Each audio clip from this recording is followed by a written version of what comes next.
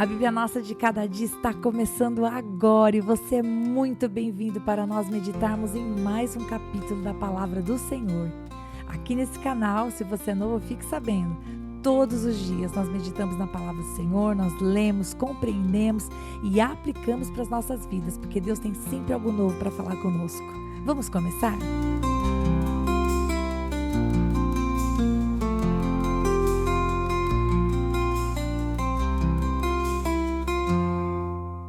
E hoje nós vamos meditar no capítulo 10, o último capítulo do livro de Esther. E apesar de ter apenas 3 versículos que parecem que não acrescentam nada, quando você vai ler, você fala, poxa, Rita, são apenas fatos soltos aqui, né?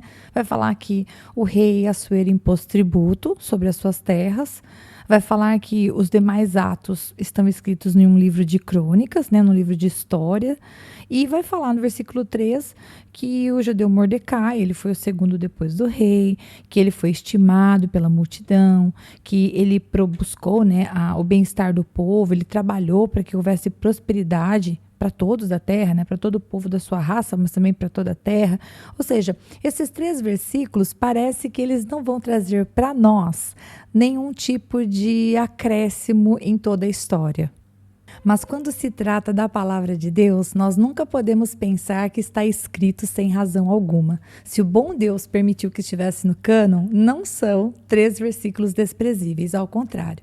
Então, no versículo 1, em que isso nos acrescenta? Bom, nos acrescenta em dizer que, após toda essa situação ocorrida entre Mordecai, Ramã, Rainha Esther, a história continuou se processando. E o rei, que não temia o Senhor, o rei persa, ele continuou ali as suas campanhas de guerra, inclusive trazendo, né, impondo tributo sobre a terra, fazendo com que as pessoas pagassem e servissem com os seus bens os interesses do reino. Não apenas os moradores, os persas mesmo, mas todos aqueles que habitavam nessa região e que eram escravos dessa terra. Eles eram responsáveis por ajudar o seu senhor, o rei daquela terra, em todas as campanhas que eles resolvessem empreender.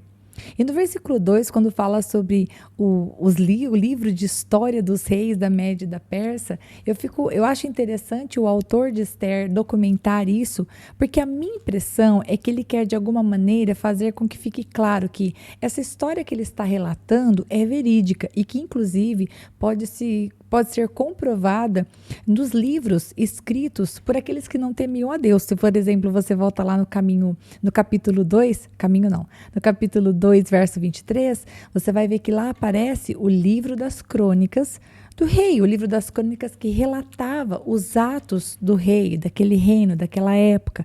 Portanto, é um cuidado que o autor tem em dizer, olha, essa história que eu estou contando, que mostra a mão de Deus e o seu poder, ela pode ser respaldada, ela pode ser contada também. A gente vai ver os mesmos personagens ou os nomes citados, pelo menos, ainda que não conte a história, obviamente, mas dessas pessoas em livros seculares, em livros regulares, como diz aqui o livro da história dos reis da Média e da Pérsia, que com certeza não temiam o Senhor.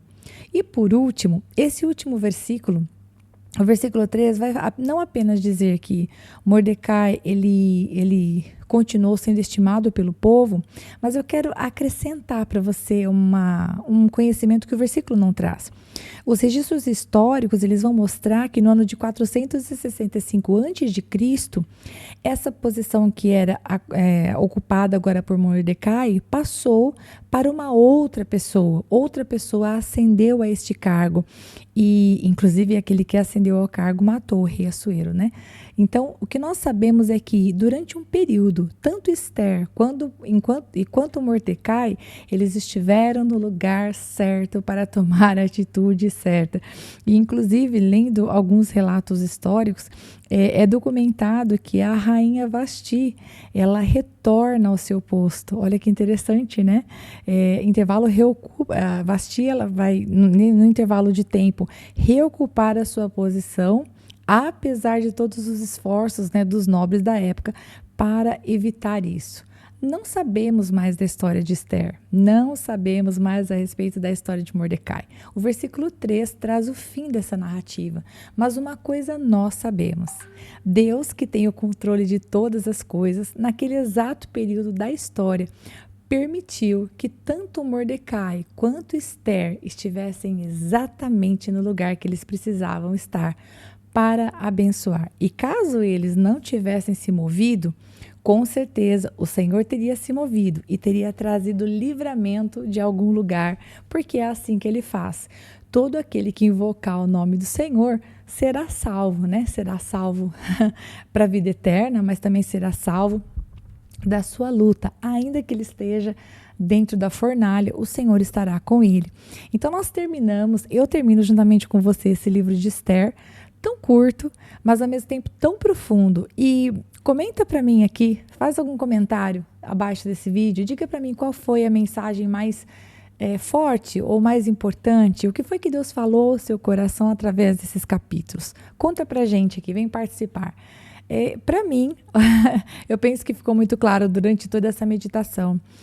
A mão soberana de Deus, ainda que tantas vezes invisível, ainda que muitas vezes a gente ore e a gente não veja umas respostas claras da parte de Deus, como é lindo ver o Senhor abençoando as obras das nossas mãos quando nós buscamos Ele. E a gente vai caminhando e vendo o Senhor agindo. Naquilo que nós temos que agir, somos nós mesmos. O Senhor não vai fazer a nossa parte. Somos nós que temos que amar os nossos filhos, cuidar do nosso marido, cuidar da nossa esposa, cuidar da nossa casa, administrar bem os nossos bens, cuidar da nossa saúde. Existe uma parte natural que somos nós. Sermos bons funcionários, termos um bom currículo, investirmos na nossa carreira. Existe uma parte que é nossa, né? O Senhor Jesus não vai para a academia treinar no nosso lugar. O Senhor Jesus não vai cozinhar uma comida para o nosso esposo. O Senhor Jesus não vai comprar flores para nossa esposa. O Senhor Jesus não vai educar os nossos filhos. Essa parte é nossa. Que foi a parte que Esther fez, que foi a parte que o Mordecai fez, que foi a parte que o povo fez em jejuar. Mas existe uma parte sobrenatural, algo que não é visível aos nossos olhos, mas que se materializa nas situações que o Senhor traz à existência, que nós indubitavelmente, sem duvidar de maneira nenhuma, nós sabemos que só pôde acontecer, só foi possível ser realizado porque Deus entrou com provisão, porque Deus fez um milagre.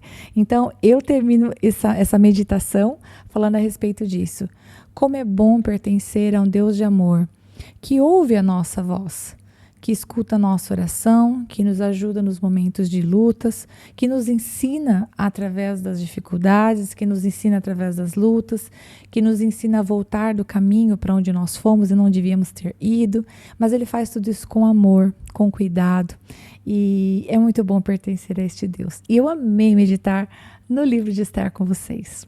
Deus abençoe muito você. Envie, obviamente, esse episódio para alguém que pode ser abraçado com a palavra de Deus nesse dia. E Deus abençoe muito você também, em nome de Jesus.